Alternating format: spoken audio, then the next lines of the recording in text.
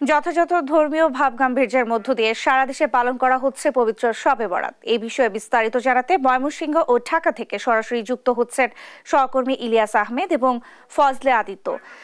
ইলিয়াস, মসজিদে মসজিদে ধর্মপ্রাণ মুসল্লিদের সমাগম কেমন দেখছেন? এই রাতের ফজিলত নিয়ে আলেমরা কি বলছেন?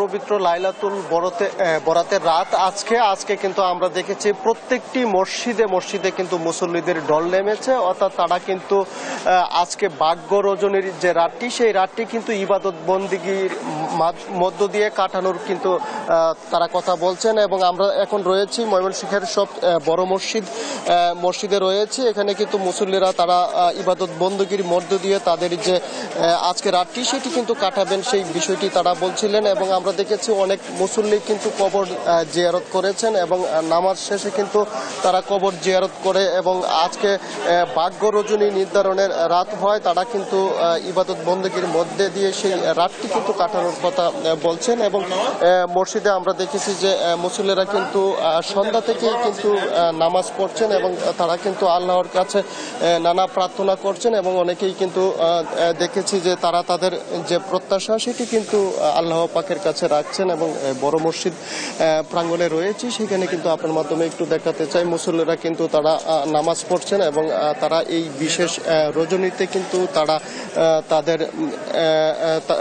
তাদের দিনটিকে কিন্তু এবং এই রাতে কিন্তু তারা ইবাদত বন্দেগীর মধ্য দিয়ে কিন্তু আল্লাহর কাছে গুনাহ প্রার্থনা করবেন এবং আল্লাহ কিন্তু এই রাতেই তাদের রিজিকের ব্যবস্থা এবং আগামী অর্থাৎ একটি বছর তাদের যে ভাগ্য নির্ধারণ, সেই ভাগ্য নির্ধারণ করা হবে, সেই বিষয়টি কিন্তু হাদিসে উল্লেখিত রয়েছে। অর্থাৎ আমরা একজন মুসল্লির সঙ্গে কথা বলতে চাই, আজকে এই রাতটিতে আপনারা কি প্রার্থনা করছেন?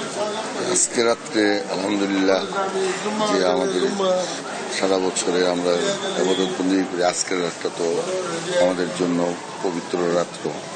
আমরা আল্লাহর কাছে দোয়া করি যাতে আমাদের গুনাহ মাফ হয়ে যায় এবং আসছে মাহে রমজান,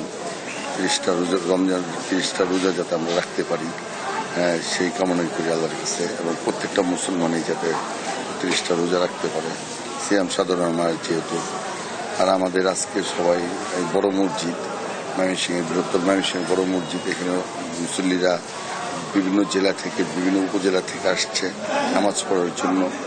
আজকে সারা রাত্র ধন্যবাদ। তিনি কিন্তু বলছিলেন যে আজকের এই মহিমান্বিত রাতে কিন্তু তারা আল্লাহর কাছে তাদের যে গুনাহ সেটি প্রার্থনা করবেন গুনাহ কমার জন্য এবং